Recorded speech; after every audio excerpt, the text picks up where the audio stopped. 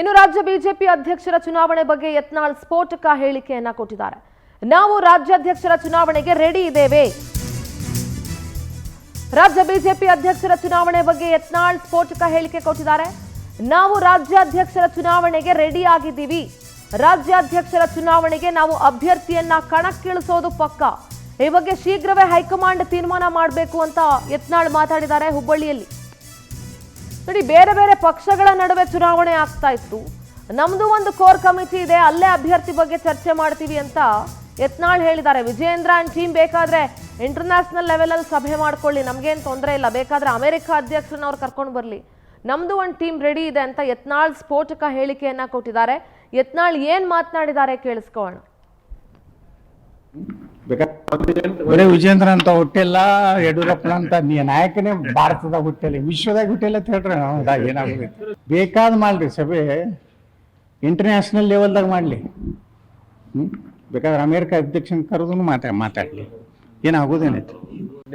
ಬರೀ ವಿಜೇಂದ್ರ ಅಂತ ಹುಟ್ಟಿಲ್ಲ, ಯಡಿಯೂರಪ್ಪನ ಅಂತ ನಾಯಕನೇ ಭಾರತದಾಗ ಹುಟ್ಟಿಲ್ಲ, ವಿಶ್ವದಾಗ ಹುಟ್ಟಿಲ್ಲ ಅಂತ ಹೇಳ್ರಿ. ನಾವು ಏನಾಗೋದೈತಿ ಬೇಕಾದ ಮಾಡ್ರಿ, ಸಭೆ ಇಂಟರ್ನ್ಯಾಷನಲ್ ಲೆವೆಲ್ದಾಗ ಮಾಡ್ಲಿ. ಬೇಕಾದ್ರೆ ಅಮೇರಿಕ ಅಧ್ಯಕ್ಷನ ಕರೆದು ಮಾತಾಡ್ಲಿ, ಏನಾಗೋದೇನೈತಿ. ಬರೀ ವಿಜೇಂದ್ರ ಅಂತ ಹುಟ್ಟಿಲ್ಲ, ಯಡಿಯೂರಪ್ಪನ ಅಂತ ನಾಯಕನೇ ಭಾರತದಾಗ ಹುಟ್ಟಿಲ್ಲ, ವಿಶ್ವದಾಗ ಹುಟ್ಟಿಲ್ಲ ಅಂತ ಹೇಳ್ರಿ. ನಾವು ಏನಾಗೋದೈತಿ ಬೇಕಾದ ಮಾಡ್ರಿ, ಸಭೆ ಇಲೆಕ್ಷನ್ ನಾವು ನಮ್ಮ ಟೀಮ್ನವ್ರು ಸಿದ್ಧ ಆಗಿದ್ದೀವಿ.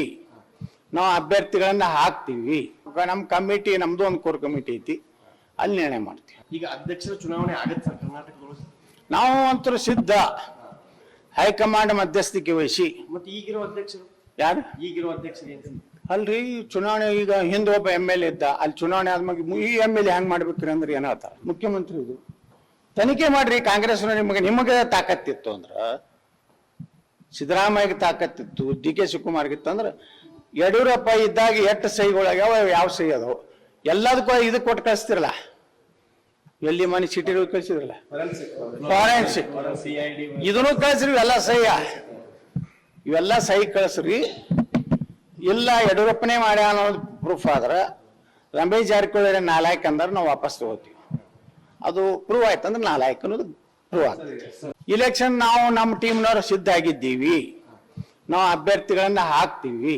ನಮ್ಮ ಕಮಿಟಿ, ನಮ್ದು ಒಂದು ಕೋರ್ ಕಮಿಟಿ ಐತಿ, ಅಲ್ಲಿ ನಿರ್ಣಯ ಮಾಡ್ತೀವಿ. ಈಗ ಅಧ್ಯಕ್ಷರ ಚುನಾವಣೆ ಆಗತ್ತೆ ಸರ್ ಕರ್ನಾಟಕದೊಳಗೆ? ನಾವು ಅಂತೂ ಸಿದ್ಧ. ಹೈಕಮಾಂಡ್ ಮಧ್ಯಸ್ಥಿಕೆ ವಹಿಸಿ. ಮತ್ತೆ ಈಗಿರೋ ಅಧ್ಯಕ್ಷರು